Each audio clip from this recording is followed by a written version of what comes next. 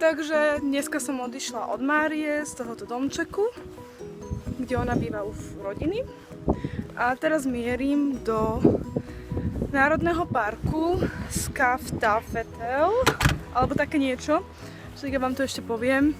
Idem teraz nájsť pumpu, z ktorej by som mala stopovať. Je zase krásny slnečný deň, modrá obloha, ako vidíte, všetko úplne nádherné, úplne že paráda.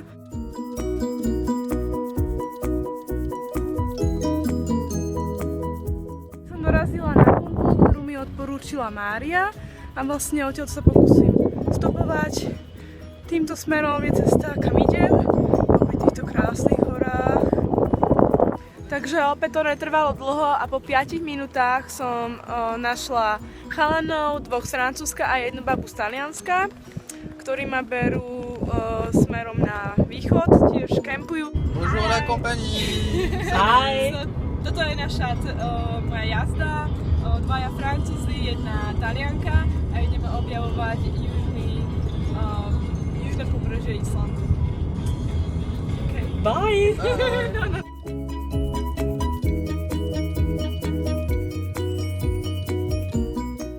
Tak sme si nakúpili nejaké potraviny a teraz si to chceme niekam ísť zjesť. Takže hľadáme tú najkrajšiu lokalitu. Trošku sme sa strátili, tak sme sa točili dookola. Teraz pozeráme na mapu a iné rôzne veci, aby sme teda trafili kam treba. Vietor, ale je krásne počasie. A ja som si kúpila pivo, ktoré idem ochutnať. Ešte neviem, ktoré z nich si vyberiem. Neviem, napadá mi, že asi to zelené, tak ho ochutnám.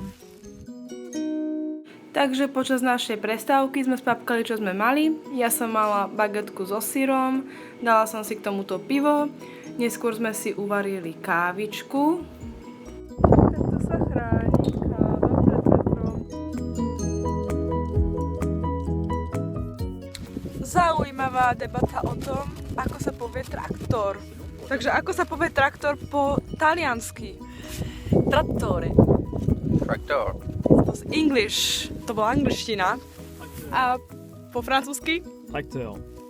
Takže máme tu 1 500 000 rôznych jazykov. A všetko je to rovnaké.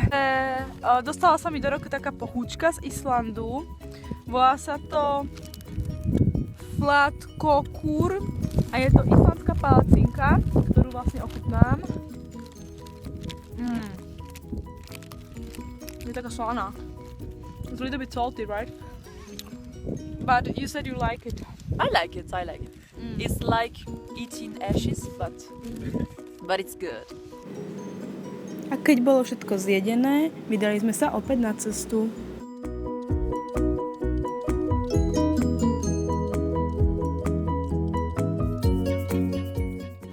Takže tento kaňón je asi 100 metrov hlboký a 2 kilometre dlhý. Bol vytvorený v dobe ľadovej a verí sa, že má asi 2 milióny rokov.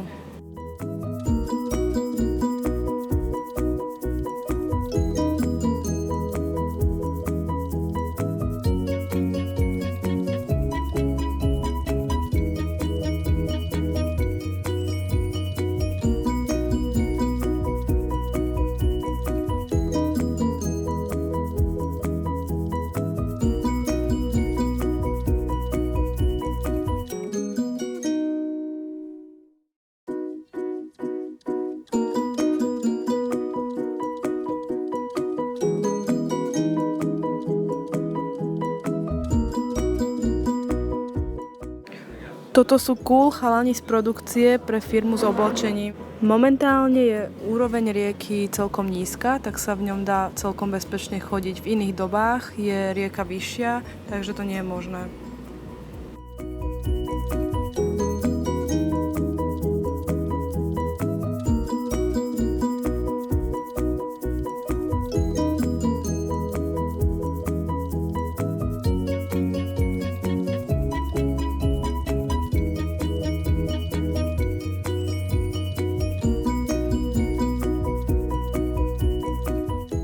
Teraz vlastne objavujeme krásy tohto krásneho kaňonu. Je tu úplne nádherná voda, čistá rieka, vodopády, útesy. Je to úplne, že čarokrásne a oplatí sa sem prísť. Po návšteve kaňonu sme sa vydali opäť na cestu. Uvidíme, čo nás čaká.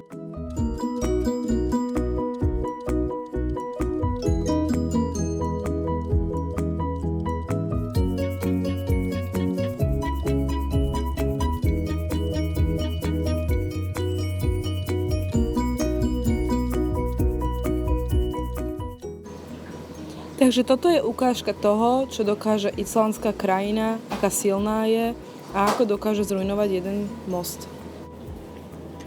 Po krátkej zástavke sme sa vydali opäť na cestu, aby sme videli tento krásny ľadovec zblízka.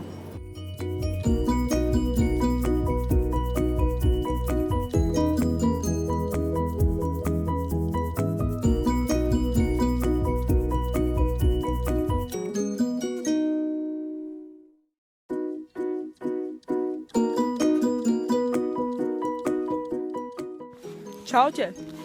Takže decka ma vyhodili, oni išli do kempingu, ja idem do kempingu sa len osprchovať neskôr a teraz idem na svoj wild camping spot. Takže som našla takéto miesto. Najprv sa trošku posilním nejakým tým syrom, bagetkou. Inak už je 8:30 večer a ešte stále je takéto pekné svetlo. Sranda, že? Inak stán som v živote nevstávala. Toto je stán, tak sa ho dneska prvýkrát pokúsim postavať. Ešte v živote tento nový stán, ktorý som si kúpila pred týmto výletom, nerozbalovala. Tak uvidíme, jak to dopadne. Toto je karimatka, vlastne samonafúkovací matrac, tak ten skúsim ako prvý rozložiť, aby sa mi pekne nafúkol, lebo odporúčajú, aby pár hodín tento matrac sa nafúkoval sám prvýkrát.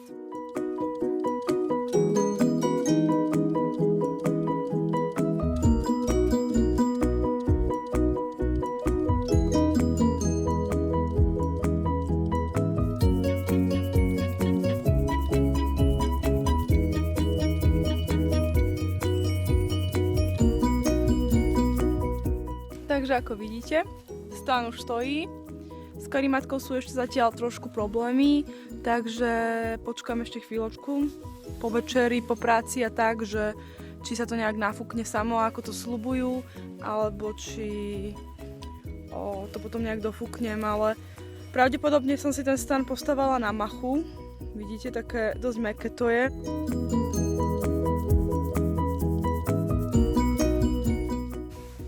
A teraz vám ukážem, ako vyzerá môj nový príbytok. Takže tuto mám odložený ruksák. Tu na tejto krabici mám nejaké jedlo. Hore som si dala samozrejme fotoaparát. Tuto úplne v rohu sú topánočky. Toto je matrac, na ktorom zatiaľ ešte nesedím, lebo není nafúknutý. Tuto mám zložený spacák. Tu mám nejaké drobnosti. A toto je výhľad z okna.